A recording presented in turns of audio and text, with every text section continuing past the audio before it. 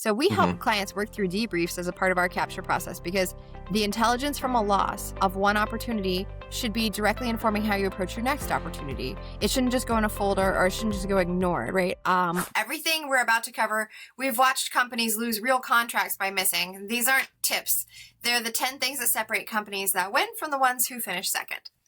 Yeah, 100%, right? And I want to flag something before we get onto the list. Like number 2 on our list today is probably the one that changes how you think about everything in regards to government contracting, right? If you've ever lost a contract that you thought you were going to win, number 2 is usually the reason why. So we encourage you guys to keep watching and please subscribe to the video. All right, so let's jump in. Number 1, most companies don't know if they actually qualify, right, Sarah? So where does the $30,000 consultation actually start, Sarah? Well, actually, it starts with the question that most companies haven't actually answered, or some companies, which is basically, do you qualify for this? Not does it look relevant, is it what you want to do, right? But do you actually meet these eligibility requirements? And what we find, especially with companies that are earlier in their federal journey, is that they genuinely aren't sure. So they see an opportunity that looks like their work and they want to pursue it, and they start building a response before anyone has really checked whether or not they have cleared all the thresholds, right? Yeah, absolutely. Yeah, and this isn't just a beginner problem. Like we see this across the board for like different types of companies. It's not just a beginner problem. A lot of entry-level contractors often don't know what they don't know, right? They haven't been through the evaluations to understand what past performance relevance actually means to an evaluator, or perhaps how vehicle eligibility works, or whether their NAICS codes are even right. But experienced companies run into different versions of the same issue. So companies come to us specifically for that strategy conversation. When you've been in the business long enough, you know that bidding the wrong thing has real opportunity cost, even if you're not fully committed in writing the solicitation, right? But just spending your time on it. So having that strategy conversation early is what we do with a lot of companies. Yeah. No, 100%. So what does a real go, no-go framework actually look like for companies now that, they come into our process? Yeah, so I say it's like basically kind of 5 questions before you spend a single dollar. Do I have the past performance that maps to what this agency is going to evaluate, right? Size and scope, however many they're asking for of past projects, right? Am I on the required vehicle and can I get there in time, right? Is this going to be on OASIS? Is this going to be on GSA, right? Am I on that? Do I have or can I realistically get the clearances and the certifications required? Maybe there's security clearances. That's going to be hard. But maybe they're just, licenses to do business in that particular state, right? Do I understand the agency's buying history well enough to know if I'm competitive? And then can I actually staff and deliver at the price that I can win at? And if you can't answer those questions with confidence, then the answer is no. Not because the market's too hard, but because pursuing the wrong opportunity isn't a small cost in this in this economy right now. Yeah. In this environment, every dollar and every hour of senior time matters. So the go, no, go decision is where we protect it. Yeah, no, sure. Definitely in this economy, right? And the companies that are winning consistently, right? How do they approach this right now?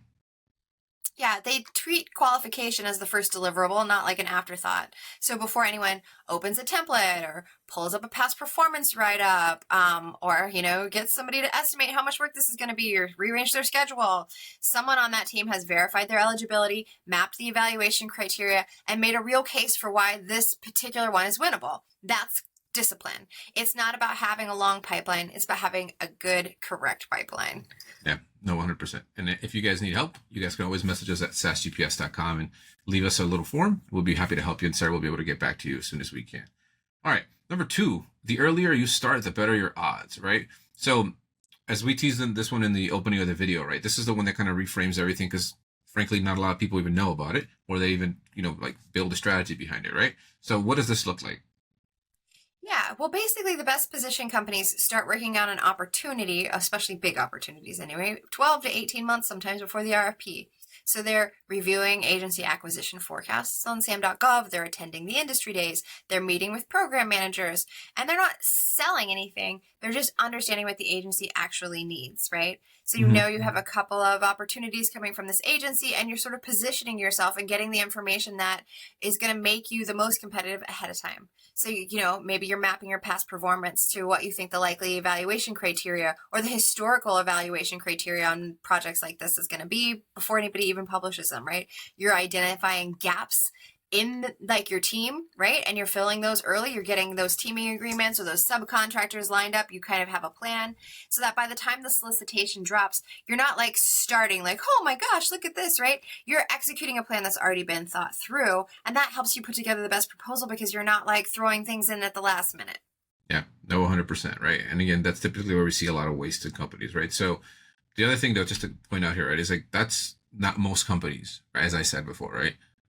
No, it's not. Although some companies, right? But a lot of people, they're just missing that step. They're kind of being reactive instead of proactive, right? And sometimes, honestly, it's not always possible. You see an opportunity. Whoa, you didn't know this one was coming out. They didn't mention it. The contracting officers in the government are not always consistent and they're not always transparent, right? And so you bang, this one's a strong fit. You have 4 weeks. That happens all the time. So the question then isn't whether did you do everything perfect right before this moment. Oh my gosh, I didn't spend the last 12 months going to industry days for this particular, department. It's fine. The question is it winnable from where you are right now?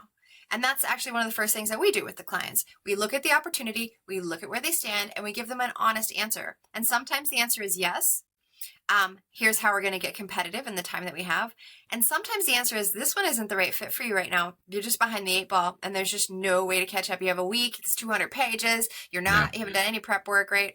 And maybe the next one would be a better use of your resources. Let's start building now. Gotcha. Yeah. So just to clear this up, right? So the 18 month prep is the ceiling. It's not the actual requirement for what we're saying.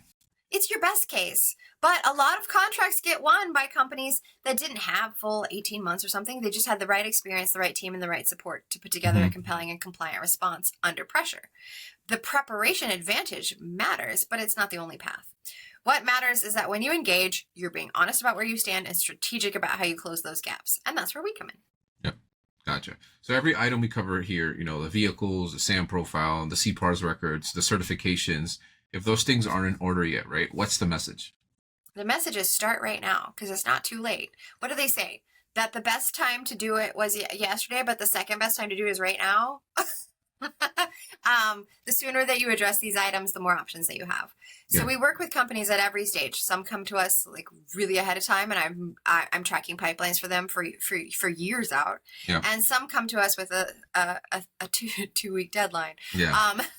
And we tell them all the same thing. Here's what's winnable. Here's what it's going to take. Here's what you need to do. And here's what we need to do together. Right. So the goal is always a submission that you could be confident in. Yeah. No, 100%. All right. Number 3, which is honestly the most basic thing possible, but it's still something that we encounter, right? Your SAM profile is probably broken, right? And this is frustrating, but can you tell us a little bit about it? Yeah. So it is really basic and it catches some companies off guard. SAM issues don't usually lose you a contract on their own, right? But weak proposals and pricing, those are the things that lose you. But SAM problem is different because it can take you out before anybody reads your proposal. Yeah. So like seeing registration lapsing, and somebody just missed it, or you have a name mismatch, or your NAICS codes for this particular opportunity aren't in SAMs. That's a big one. The opportunity then is like gone for you before the evaluation starts because you didn't put that, you didn't meet the criteria. And the good news about the SAM one is that it's entirely fixable if you catch it, right? So this is one of the first things that we like to check when we start working with the client. We don't want anything administrative to stand between a strong submission and the evaluation that it deserves, even though it's not technically part of your proposal. We're just going to say hey, just so you know, you need to check your NAICS codes and make sure this is on your SAMs and then do it. And then it takes a couple of days to update, it's not a big deal, but people miss it. Yep. Yeah. No, 100%. I mean, it is quite simple, right? So walk me through kind of the most common SAM problems we see when we talk to customers. Yeah, well, registration expiration is the most mechanical one. It lapses every 365 days every year, right? And when it lapses, you can't receive new awards. If you turned in a submission and it lapsed the same day you turned it in, you can't get the award. You need to have it. You just need to never let it lapse, basically. In 2026, the GSA tightened validation with real-time verification against IRS records and state registries. So that means that it could take a little longer. Yeah. A single character mismatch in your legal business name could stall your registration, right? And then companies aren't going to find out until their award is delayed. A lot of times right now sometimes they're being flexible and they're like, hey, go fix this, right? And sometimes they're like, yeah, that's not right. And if you think, oh, I can just go in there and fix it, and then they run that verification, and then there's actually an error, and then it's weeks or something, because you never know what the government's going to do. Just get ahead of it, right? Then the second one is really the NAICS codes. Either you have too few, like you put one on there when you started your SAM.com registration and you've won a couple under that one, and then you're expanding, but you really didn't think to go back and fix your SAM's profile, right? Which means when the contracting offer, they search for you under that, your surface profile or your NAICS code, you have the wrong primary code. It accidentally pushes you out of the size standard you need. All different kinds of things can happen, right? And then reps and certs. So your reps and certs should be in SAM. That section determines set-aside eligibility, and it's also kind of evolving right now. So if you haven't reviewed your SAM profile in like the last 90 days, I'd say do it this week. So then start your renewal 60 days before expiration of your SAM registration, right? Not like the same week, or not like, oh my gosh, it expires today, right? Put it in your calendar. That's my suggestion. Yep, definitely something to be on top of, right? Okay, great. I mean, that was pretty straightforward and simple. Number 4 is get on the right vehicles or get left behind, right? And this has been a big topic this year because there's been a lot of changes, right? But what does this actually involve? Yeah, the last few years. Yeah, you're right. Yeah, really, since the new administration came on, there's been a lot of, it's been going on forever, but there was really a push, like a big push. We saw all the personnel, staff leaving, there was like just a lot of chaos happened, right? Sure. And in that chaos, agencies were being directed by executive order and by FAR overhaul and by GSA's consolidation strategy to buy things through existing government-wide vehicles before standing up new standalone opportunities. Mm-hmm. So whether that makes operational sense or not, we have seen that's a completely different conversation, right? It doesn't make operational sense a lot of times where things are going, but it's happening anyway, right? So Oasis Plus, big one, GSA, Alliant, Polaris, Soup, Seaport, right? A growing share of the federal work is flowing through these platforms. And here's what it means practically, right? If you're not on one of these vehicles, you won't even see that solicitation come out. Like, you're not in eBuy, you're not in eBuy. You don't see the things coming out on eBuy. They're not coming out on SAM.gov, right? Or a lot of them are. Seaport, sometimes they do, and sometimes they don't. Oasis Plus, sometimes they do, sometimes they don't, but GSA almost never do, right? No. So you're not even going to see these things happen. You just don't even know that there's a whole world of government contracting that you are not a part of now. So if you're not, basically, you have, I don't even know how to say this as much as, if you can get on them and get on them now, right? Task orders on Oasis Plus, they run through GSA eBuy. So basically, contractors on eBuy get the notification, or you can search for those things, right? And nobody else does. It's a big deal. And I'm seeing it hurt some of my clients who are not on the vehicles, and we're rushing to figure out how to get on those vehicles, because sometimes in some cases contracts that they're actually the incumbent on are moving over and they're not on there. So they're losing their business that they should be winning, that, has kept them afloat and they've done a great job at for, 20 plus years. So. Yeah, no, 100%. Right. And obviously, there's the other side of the coin, right? Which is, and for companies that aren't on any vehicles right now, obviously, you've mentioned get on them, right? But what else can we say to companies that, aren't on any vehicles? Where do we start? How do we get on a vehicle? Yeah, that's a good question. So GSA is usually the right starting point because it's kind of a broad entry point and it's pretty accessible. You can evaluate Oasis Plus based on your domain. It's a scoring sort of points matrix, so you can kind of actually run through it and see if you can qualify. Whether you have enough qualifying projects to clear those scoring thresholds. And if you're not there, that's not a dead end for Oasis. It just tells you what you need to build towards, because you can get teaming partners and all kinds of things that can help you get on Oasis. What we do here is we'll assess where you stand, right? Which vehicles make sense for your capabilities and what that path is going to look like for you. Sometimes that's a near-term submission. Sometimes it's a 6-month plan, right? Either way, the earlier that you start the conversation, the more options that you're going to have. Right. You can't get on Oasis Plus in a week. Yeah, no, for sure. For sure. Right. If it was that quick, it'd be amazing, right? But it's definitely not that. Especially with the government, right? And this kind of ties directly back to item number 2, right? Where vehicle positioning is exactly kind of the thing that needs to be figured out before, a solicitation lands, right? Yeah, It's foundational. You can have all the right experience, the right team, the right price. You could have done an amazing job on the exact same contract, and none of it's going to matter if you're not in the room where that work is going to be competed. Yeah. Nope. 100%. Alrighty. Number 5, treat your CPARS like a credit score, right? So let's start with the current system that we have. And then there's been a significant change coming, but it's more targeted at than most people realize. So what, can you talk us through that, Sarah? So past performance on, both federal and a lot of state solicitations and local and just across the board government contracting is like 20 to 30% of the evaluation criteria on best value procurements, sometimes more. So like exceptional or very good ratings offset like maybe a higher price because they reduce your perceived risk. So if you have marginal or unsatisfactory ratings, that could take you out before your technical approach is even read. So one bad evaluation from CPARS can stall your pipeline for years. That's the system as it exists today across the federal government. Gotcha. And then that system is changing, right? But it's not everywhere. Yeah, so there's nuance to it, right? So in 2026, NDAA is overhauling CPARS specifically for the DoD. Now it is not flowing through the FAR, it's going to flow through the DFARS. So if you are doing contracting with civilian agencies like GSA, DHH, HSS, right? Anything on the civilian side of the house, you're going to have CPARS still. They're staying on that current narrative rating model for now.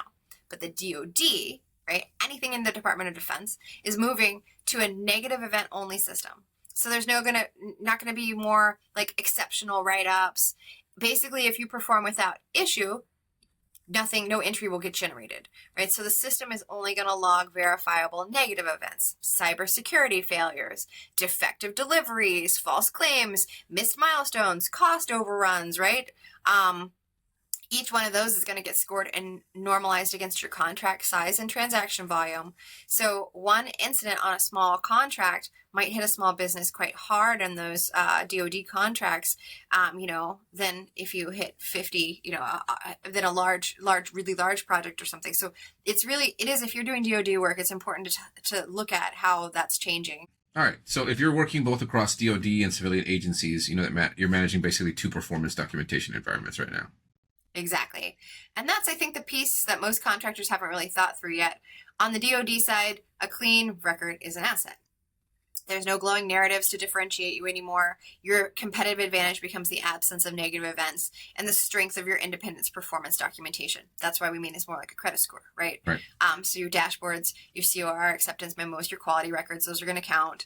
But like your score is going to come from, did you mess up, right? On the civilian side, that narrative is still going to matter. So a well-written exceptional CPARS from GSA or HHS, right, is still a differentiation tool in those evaluations. So the strategy isn't the same anymore in both worlds. And some companies are still sort of treating it as one unified system, leaving points on the table. Although I'll tell you that some companies never have actually treated their CPARS like anything. What should companies be doing right now then with their CPARS? Yeah. So audit your active contracts, both the DoD and the civilians, and understand which regime applies to each, right? On the DoD side, tighten your delivery discipline and start building your independence performance evidence now before the new system is fully implemented, so you don't get marked down, right? Yeah. On the civilian side, with your CPARS, make sure that you're actively engaged in the CPARS process, right? And this is, I think, where a lot of people just don't do anything, but review your evaluations, submit comments if you don't agree, right? And don't let bad ratings go without your final input. And there's something that a lot of contractors don't realize. You're not powerless once a CPARS is in motion. On the civilian side especially, there's a window between when an evaluation is drafted and when it becomes final. So if you had a rocky contract, let's say you had delivery issues, a scope dispute, maybe your contracting officer changed and then suddenly all kinds of weird expectations changed, right? And you were doing fine and now suddenly you're not doing well because it's a new person, right? Anything that could show up negatively. That window is your opportunity. A well-documented rebuttal, a conversation with the contracting officer, and evidence that the issue was resolved. All of that can influence your final rating before it's locked in. And if a bad rating has already been posted, there's still avenues, right? It's not easy, but it's not necessarily over. And this is a service that we provide at SAS-GPS. We help companies get in front of their CPARS scores proactively, and we help them respond when something has already gone sideways. Because one bad evaluation following you into your next proposal is an expensive problem, and it's a problem that's worth spending some time and money fixing. Yeah. No, 100%. Right. Yeah. So again, it's not just about performing well; it's about managing the actual record actively. Correct. Yep, performance is your foundation. It's the record, but your record is your managed document. And the companies that understand it and treat it that way, they show up to their next proposal in a much stronger position. Gotcha. That's perfect. All right. Let's move on to number 6, which is know the new thresholds, the compliance tax. Right. And this is a piece of generally good news that a lot of companies don't know about yet. Right. Yeah. In 2026, NDAA dramatically raised the compliance thresholds that trigger major cost accounting and pricing requirements. So the cost accounting standards trigger at the individual contract level went up from 2.5 million to 35 million. So full CAS coverage went from 50 million to 100 million, and the threshold for certified cost and pricing under TINA went from 2.5 million to 10 million for defense contracts entered into after June 30th, 2026. So just to say that in plain English, right? What does that mean for a company doing $5 to $15 million in contracts? Oh, yeah. So it means that there is a meaningful reduction in the compliance burden. So if your contracts fall under the new threshold, you no longer need to maintain CAS compliant accounting systems at the contract level. And you no longer need to submit certified cost or pricing data. And that's money back into your operating budget, right? That means less audit preparation, less documentation overhead, less accounting infrastructure. And the strategic implication on that is pretty significant. The government is explicitly trying to make it easier for mid-sized companies to do defense work, right? So if you've been avoiding doing defense work because that compliance, especially that accounting compliance, felt overwhelming, it might be worth recalculating because the math just changed. Yeah, no, 100%.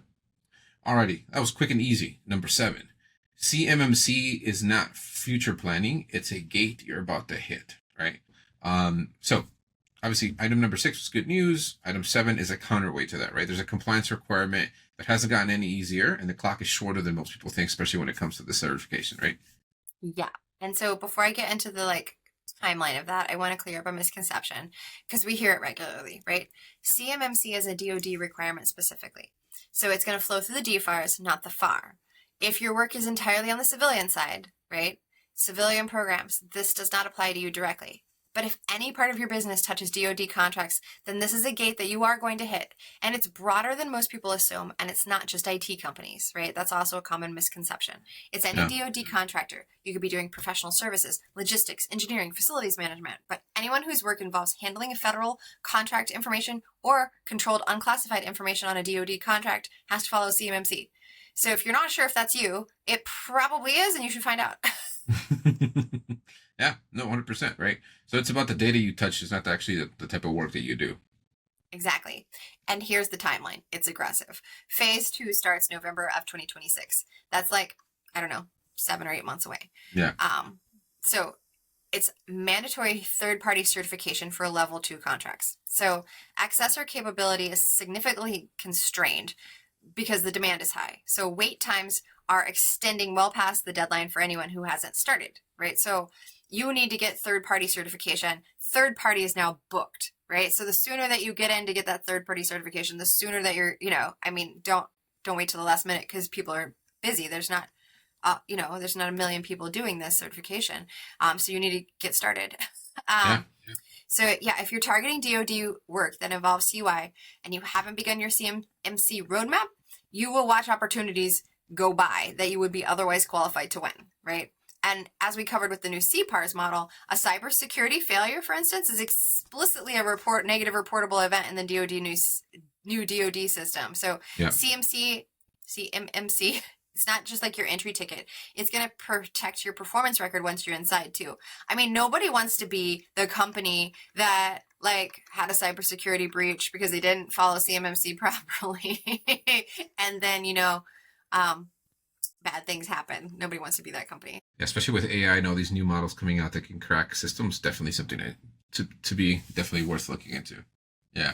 So you would consider this, Sarah, then a double locked-in, right? It's not optional. It's not optional infrastructure. It's just the cost of doing business with the DoD. So now maybe in some of it you get to have less stringent accounting, but you need to have more stringent cybersecurity. So yeah, no, makes perfect sense. Alrighty, now that we've gone from the scary to now something else a little bit different, right? Number 8, every section of your proposal must stand alone. And again, this is a concept that, again, a lot of people, especially if they're using AI, sometimes have a hard time understanding, or just in general, right? So we've covered, what you need to have in place before a proposal gets written: vehicles, SAM, CPARS compliance, CMMC. Now let's talk about what actually happens when you actually sit down to actually write a proposal, right? Because as we said, right, most companies have the execution fundamentally wrong when it comes to them choosing and working on a proposal. Yeah. So here's the mindset shift that changes everything. Evaluation teams don't always read your proposal the way that you wrote it. It's not a novel. They don't start on page 1 and read it through, in their bed at night. Like, right? In many procurements, basically evaluators are going to be assigned to specific sections. So one person might just be reading your technical, another person might be reading your management or your past performance, right? They may never read each other's volumes. The person that reads your technical may never read your past performance volume, right? Your executive summary might just get a quick skim, might not factor into scoring at all. Oftentimes it doesn't, right? So the exact process can vary from agency to agency, by procurement type, by how the evaluation team is structured, and it's not going to be transparent, okay? So you won't know. But here's what doesn't vary. You have to write each section as it is the only thing that the evaluator will see. There's no cross references, right? No as described in section 3, unless you can't avoid it. No assuming someone's going to connect dots, right? If the person scoring your management volume never looks at your technical, then your management volume still has to make a complete compelling case on its own. Gotcha. Yeah, no, that's perfectly clear, right? So you write for the worst case scenario reading, not the best case scenario. Yeah, I think that's the right way to think about it. And the evaluation criteria tells you exactly what each section needs to prove, right? There's a scoring rubric, use the scoring rubric. We're seeing proposals get longer, we're seeing them get more repetitive, and evaluators are noticing, right? AI is actually accelerating this problem. So companies are generating volume, but they're not generating precision, right? So a focused response that directly addresses every evaluation subfactor with specific evidence will consistently outperform a longer, wordy, beautifully written response that makes your evaluator hunt for the answer, right? So write for the person scoring your section, not for yourself. Gotcha. No, super clear. Right. And again, if you guys have any issues or any concerns on how to actually do this properly, we'll be more than happy to help you. SAS-GPS.com. Leave us a form, contact us, and we'll be happy to help out. All right. Number 9, price like you've read the entire procurement file. Right. And obviously this is a big one too, because, a lot of times we see clients where they submit stuff and they haven't. Right. So number 9 is more about pricing, right? And this one applies whether you're chasing a DoD task order or a civilian agency service contract, right? So talk us through this one, Sarah. Yeah, so a lot of companies price from the inside out. So they calculate what it's going to cost them to deliver. Then they go, okay, I want a 10% margin on that. And then they submit it, right? And that's like only half of the equation. So winning companies price from the outside in, i.e., what has this agency paid for similar work in the past, right? You can go to USA-spending.gov and it gives you public information on all the contracts, right? So FPDS data is public. It's not necessarily easy to find, but It is public. So maybe you can find out what the incumbent was paid, what the contract ceiling was, what the labor categories were, right? You need to do research. That intelligence exists. Most companies just don't use it. So then let's go back up to number 2, right? If you've only got 2.5 weeks to get this proposal done, right? Hard to do all the research that you need on the contract and get your pricing as tight, right? So this is why I like getting ahead of something like, I know this one's going to come out. It's in pre-solicitation. Let's start doing the pricing research then, right? And that can be part of your go, no-go decision too. Like if you see that like historically this is like way below what you can afford, then you don't even bid it. Instead of trying to put this together, in a rush. Oh my God, there's no time. It's 4 days away. Right? Yeah. And this happens. And some people win. I'm not saying don't do it. I'm here for that. But I'm just saying it's like, your probability of win goes down a little. So yeah. Yeah, no, 100%. Right. And also like the evaluation structure changes everything too, right? Completely. Is this LPTA, which stands for lowest price technically acceptable, or the cheapest, most but has to be compliant bid wins? Or is it best value, where price is weighed against risk, past performance, technical quality, right? those require fundamentally different strategies. So if you treat every procurement like it's the same, which is really common, it's probably one of the most expensive mistakes that we see. If you're on a best value procurement, a higher price can still win, even if it, a higher price can still win as long as it reduces risk and it is actually the best solution, right? On a lowest price technically acceptable, your technical approach just has to clear the bar, and then it's a pricing competition. So knowing which environment that you're in before you build your price and before you build your solicitation is not optional. Gotcha. And what else should companies be factoring in that they're not often? Well, delivery capacity and staffing. This applies across the board, not just defense, right? If you win a contract and then you cannot staff it at the price that you bid, you're in trouble from day one, right? Whether that's cleared personnel for DoD work, specialized talent for civilian IT, experienced PMs for, professional services, right? The staffing reality has to be priced in before the award and not figured out after. We also see companies that underprice because they're not accounting for the ramp. That's the period between award and the full performance when you're building the team and incurring costs before revenue starts flowing. Sure. That gap is real, and it does belong in your numbers. On the defense contracting side, specifically, the new TINA threshold changes means a lot of mid-sized contracts no longer require certified cost data, which gives you a little more pricing flexibility than you may have had before. But that's a conversation worth having based on your specific contract profile. Gotcha. Okay, perfect. And then finally, number 10, request every debrief, win or lose, right? So if you're watching this and you want a checklist version, we're going to put the link here below. It has a blog that goes through everything. Again, if you're in your next pursuit and you need help, SAS-GPS is the place to go. We'd be happy to help you out. And Sarah obviously crushes it at what she does, so we'll be happy to help you out as well. Okay, Sarah, so talk to us about request every debrief. What does that mean? Okay, so under FAR 15.506, you have the right to request a post-award debrief on any negotiated procurement, win or lose. So most companies only debrief when they lose, and even then, a lot of them just don't bother. And that's leaving real intelligence data on the table. A debrief tells you how the evaluators scored your proposal. Where were you strong? Where were you weak? What was the, winning proposal better than you at, right? And it can tell you how the agency then actually applied the evaluation criteria, which is sometimes different than maybe how you interpreted it in your response. Alrighty, and that gap between how you think you were evaluated and how you actually were evaluated, right? There's a lot of companies that keep making that same mistake, right? Because they don't actually request it. Yeah, exactly. And over time, a company that debriefs consistently builds an internal picture of how that specific agency might actually score, right? Where they weigh heavy, where they're strict, maybe where there's some wiggle room. And that's worth more than any market research can tell you. So we help clients work through debriefs as a part of our capture process because the intelligence from a loss of one opportunity should be directly informing how you approach your next opportunity. It shouldn't just go in a folder or it shouldn't just go ignore it, right? It's data, and if you don't want that data, I want that data, right? So you at least get it to give it to me, please. So, and the GAO protest data is relevant here too, right? So 52% effectiveness rate in the fiscal year of 2025, meaning that more than half of protests filed, the contractor got some sort of relief from it. Right. Which basically means that the debrief isn't just a learning exercise, although it is a learning exercise and you should do it. It is also sometimes the first step in identifying whether an evaluation error occurred, right? So the top 3 reasons last year that protests were sustained were unreasonable technical evaluation, unreasonable cost evaluation, and unreasonable rejection of a proposal. Agencies and contracting officers make mistakes, especially we had a huge churn of contracting officers and a lot of them are new and they make a lot of mistakes, right? But you can only identify those mistakes if you request that debrief and then you actually analyze what comes back from it, right? And then even if you win, again, debrief anyway, right? As understanding why you won or lost tells you what the agency values and what your competitors look like and how to protect your positions that are good at recompete time. Okay. So to close the loop on everything we've covered today, the preparation, the execution, and the compliance, the debrief is how you get smarter for the next proposal that you're going to go bid on. Yeah, that's the mindset. Every procurement is data. Let's use it.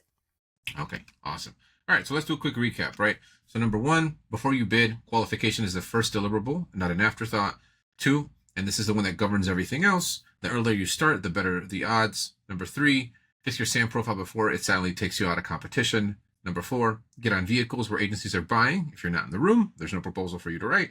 Number 5, treat CPARS like a managed document, not a passive record, especially with the DoD overhauling. Okay, gotcha.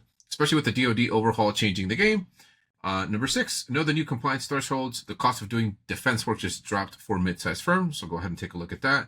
Number 7, get CMMC started now if you touch DoD work, and that's broader than most people think it is. Number 8, write every section for individual evaluators who may only read that specific section. And number 9, price from the outside in using public data, the real staffing math, right?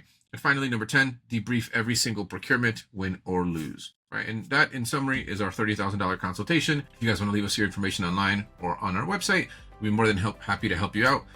We've helped companies win over, in total, $45 billion in government contract. So, Sarah, thank you for your time. We appreciate you. Yeah. Well, if this video helps one company win a contract they would have otherwise lost, it's worth it. So if you're watching this and thinking, this was a lot, you're still watching this, it's been long, I need help executing this playbook, right? I liked all this, but I don't know what to do, then reach out and we'll tell you honestly where you stand. Gotcha. Awesome. All right, cool. All right, well, thank you, Sarah. We'll see you in the next video.